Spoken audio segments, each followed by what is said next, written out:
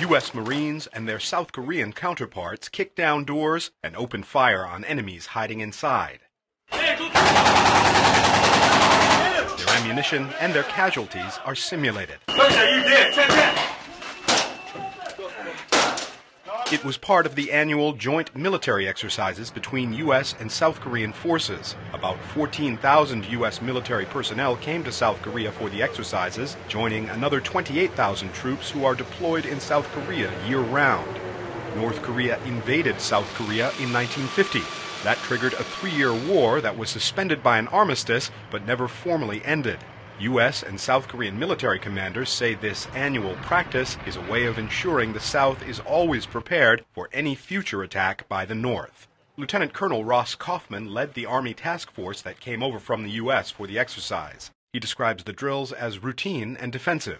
What we do as soldiers, we train every day for many contingencies. What we're doing here is in no way different than what we do at Fort Stewart, Georgia, or Fort Sill, Oklahoma. We are training our soldiers for any contingency. This particular contingency is a defensive one in nature to help our allies. North Korea harshly criticizes these drills every year, describing them as a rehearsal for invasion. This year the North went further, announcing it could not guarantee the safety of South Korean flights in or near the North's airspace during the drills.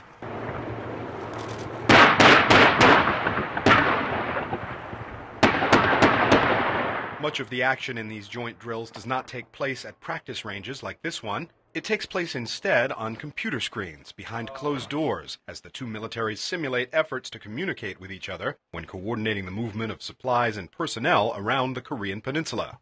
The drills also take place at sea. A U.S. aircraft carrier and 2 Aegis-class U.S. destroyers were among the naval ships sent to South Korea for the exercises. Destroyers like the USS Chaffee have the advanced technology and missile systems capable of shooting down ballistic missiles. That is something the United States has not ruled out doing if North Korea carries out the launch of a long-range rocket as it has promised to do in early April. The U.S. and its regional allies say such a launch would violate a United Nations resolution imposed after Pyongyang conducted a nuclear weapons test in 2006.